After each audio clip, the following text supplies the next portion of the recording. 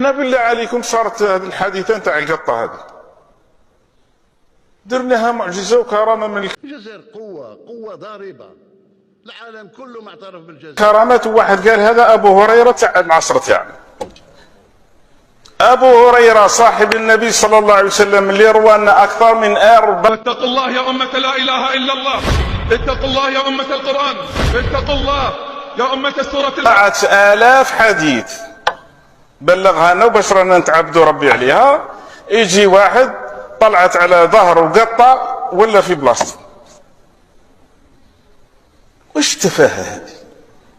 ياكم تشوفوا اليهود والنصارى تلقى نصراني، انا شفت قدام نصراني ونصرانيه تدير يدها كذا يهبطوا له على ياكلوا من يدها والكلاب تنقز عليهم وواحد قط قاعد يفليلوا في راسه وذيك وكذا وما داروش منها قضيه.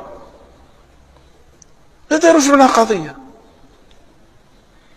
احنا لانه نحب التفاهه ونحب الخرافه ونحب نعيشوا هذه الفوضى هذه. قال الله الله الله الله الله لا اله الا الله الله اكبر. قطه طلعت فوقه وهو يقرا في القران وقطه خشعت.